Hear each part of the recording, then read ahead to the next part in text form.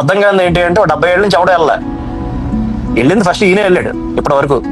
ఇప్పుడు చాలా మంది మాట్లాడుతూ ఉంటారు మేము అంత చేసాం ఎంత చేసాం అని చెప్పి. అసలు ఈయన చెప్పేదాకా ఉత్తరాంధ్రలో ఉద్దానం అనే ఒక ఏరియా ఉంది, అక్కడ కిడ్నీ వ్యాధులు ఉన్నాయని తెలియదు ఎవరికి. విజయనగరం జిల్లాలో బోధకాల సమస్యలు ఉన్నాయని తెలియదు. ఇంకా ఇప్పటికీ బోధకాల వ్యాధి ఉంది, ఎలిఫెంటియాసిస్ ఉంది, అక్కడ జనాలు ఇప్పటికీ దాంతో బాధపడుతున్నారు అనేది పవన్ కళ్యాణ్ గారు తీసుకొచ్చే వరకు లైమ్ లైట్ లో తెలియదు. ఇప్పుడు అందరూ ఏమంటారంటే మీకు ఏంట్రా మీకు ఒక సీట్ వచ్చింది 2019లో అంటారు. కానీ 2017 నుంచి మేము చేసిన పోరాట యాత్ర వల్ల ఇవన్నీ బయటకు వచ్చాయి. దాని రిజల్ట్ ఈ రోజు మాకు అధికారం వచ్చిన తర్వాత చూస్తున్నారు మీరు.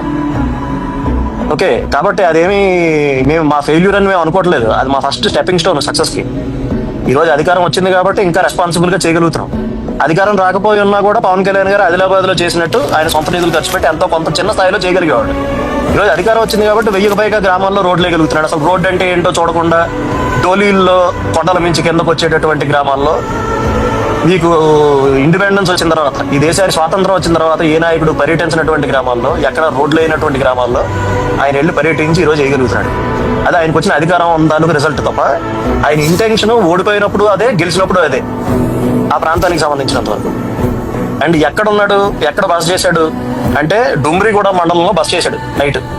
సరే ఈ డుమ్రిగూడ మండలం ఏంటి అంటే మీకు అసలు గుర్తుండుంటే 2018లో ఎమ్మెల్యే గారైన కిడారి సర్వేశ్వరరావు గారిని, తర్వాత తెలుగుదేశం పార్టీకి అక్కడ లోకల్ లీడర్ అయినటువంటి సివేరి సోము గారిని, వీళ్ళిద్దరిని కూడా మావోయిస్టులు కాల్చి చంపేశారు.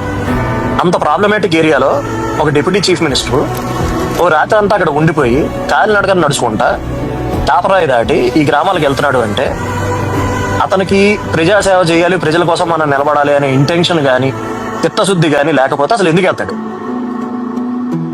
ఇది point number 1. And okay, road చేస్తున్నాడు, ఇవన్నీ ఓకే, చాలా మంది మాట్లాడారు. కానీ ఒకటి మాత్రం ఫ్యాక్ట్ ఏంటంటే 8 ఏళ్ళ పిల్లాడు ఇంట్లో ఉంటే ఆడు జస్ట్ కింద పడిపోతేనే మనకి గుండె ఆగినంత పని వద్ది. అలాంటిది ఇంత పెద్ద యాక్సిడెంట్ జరిగి ఆల్మోస్ట్ ఈరోజు అతని లంగ్స్ లోకి మొత్తం స్మోక్ వెళ్ళిపోయి అతని కాళ్ళు మీద బర్న్స్ ఉంది. ఇంత జరిగినప్పుడు కొడుక్కి అతను ఏ మాదిరిగా అసలు ఈ టూర్ నేను కంటిన్యూ నేను ఆ గ్రామానికి నేను ప్రామిస్ చేశాను, నేను అది ఫినిష్ చేసుకుని వెనక్కి వెళ్తాను అన్నది ఏదైతే ఉందో అది అసలు ఇంకా దట్ ఈస్ ద ఎపిట్. ఉండాల్సినటువంటి ఏ క్యారెక్టరిస్టిక్స్ లో మీరు తీసుకున్నా కూడా అవన్నీ ఆయనలో ఉన్నాయి అనేది ఇంకెంతకన్నా బెస్ట్ ఎగ్జాంపుల్ ఇంకొకటి లేదు. సో 100 డిసాటిస్ఫాక్షన్స్ ఉండొచ్చు మాలాంటి వాళ్ళకి పవన్ కళ్యాణ్ పార్టీ నడిపే విధానంలో ఉండొచ్చు, లేదంటే ఈ కమిటీల విషయంలో ఉండొచ్చు, 100 ఉండొచ్చు ఇష్యూస్. నిజంగా ఈ జనాలకు నేను ఏదో ఒకటి చెయ్యాలి అనేటటువంటి ఆ ఇంటెంట్ ఏదైతే ఉందో అందులో అసలు కాన్ఫ్లిక్టే లేదు. శత్రువు అయినా సరే పొగడాల్సిందే పవన్ కళ్యాణ్. ఎందుకంటే ఈ రోజు ఏదైతే ఈ గ్రామం చేస్తున్నాడో ఇది హిస్టరీలో ఉండిపోద్ది పవన్ కళ్యాణ్ పేరు మీద.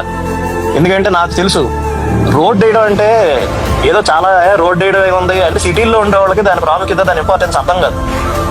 ఇప్పుడు గోదావరి జిల్లాలో జిఎంసీ బాలయోగ్ గారు ఉండేవాళ్ళు, లోక్సభ స్పీకర్ కింద కూడా చేశారు ఆయన. అన్ఫార్చునేట్లీ ఆయన హెలికాప్టర్ యాక్సిడెంట్ లో చనిపోయారు. మీరు ఇప్పటికే అమలాపురం చుట్టుపక్కలకి వెళ్ళని దేవుళ్ళ చూస్తారు బాలయోగ్ గారిని. ఎందుకు?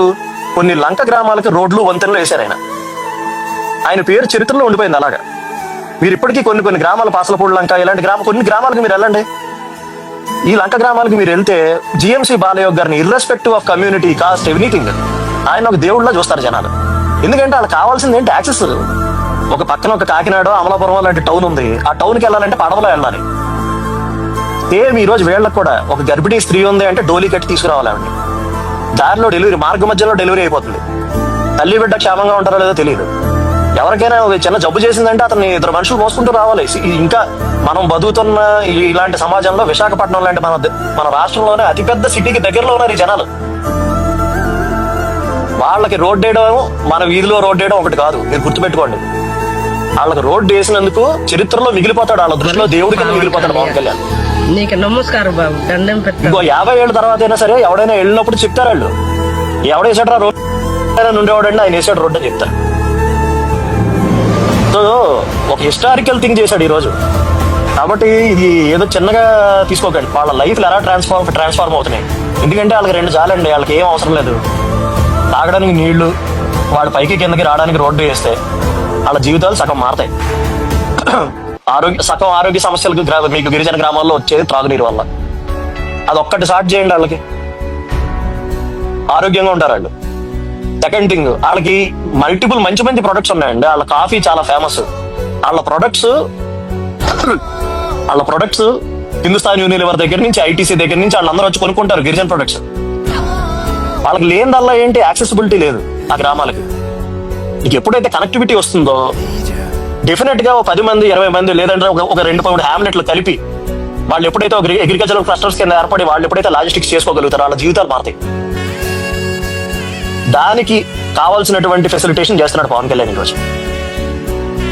కాబట్టి ఇదేదో జస్ట్ మీ ఊళ్ళో వేసిన సిమెంట్ రోడ్డో మన వీధి చివర వేసిన తార్ రోడ్డో కాదు, ఇది వాళ్ళకి జీవితం. వాళ్ళకి అంత గొప్ప పని చేస్తున్నాడు. కాబట్టి దయచేసి వీలైనంత వరకు మీకు ఎంత చేతనైతే అంత పబ్లిసైజ్ చేయండి. ఎందుకంటే అతను ఏం చేస్తున్నాడో చూపించే మీడియా లేదు, సెలెక్టివ్ గా చూపిస్తుంది. 7 స్టూడెంట్ సెంటర్ లో ఉండాలరా అంటే 8:40 వచ్చిన పవన్ కళ్యాణ్ మీద 10 మంది తోసేస్తే అది చూపించే మీడియా ఉంది తప్ప 70 ఏళ్ళ నుంచి రోడ్లు లేని గ్రామాలకు రోడ్లు వేస్తున్నాడు పవన్ కళ్యాణ్ అని బ్యాన్ రైట్ రాసే మీడియా లేదు. ఆయనకున్న మీడియా మీరే. కాబట్టి దయచేసి మీరే మాక్సిమం పబ్లిసైజ్ చేయండి. మీకు ఉన్నటువంటి మీ వాట్సాప్ గ్రూప్స్ అంటారా, లేదంటే ట్విట్టర్ హ్యాండిల్స్ అంటారా, ఇట్లా పోస్ట్ చేయండి. పవన్ కళ్యాణ్ ఏం చేస్తున్నాడో చెప్పండి. అతను చెయ్యింది ఏం చెప్పక్కర్లా, అతను చేసేదే చెప్పండి. ఎందుకంటే నిజంగా గొప్ప పని చేస్తున్నాడు. 5 సంవత్సరాల్లో ప్రభుత్వం 90 కోట్లు ఖర్చు పెట్టిందండి వాళ్ళ రోడ్ల మీద. ఈ రోజు పవన్ కళ్యాణ్ ఎంత శాంక్షన్ చేశాడు, ఇది చెప్పండి చాలు. మనం చెయ్యండి ఏం చెప్పుకోకర్లే, బాకాలు ఊదుకోకర్లే, ఫేక్ న్యూస్ లో ఫాస్ట్ ప్రాపగాండాలు చేయక్కర్లే. మనం చేసేది చెప్పుకుంటారా బాబు అంటున్నా అంతే. Thank you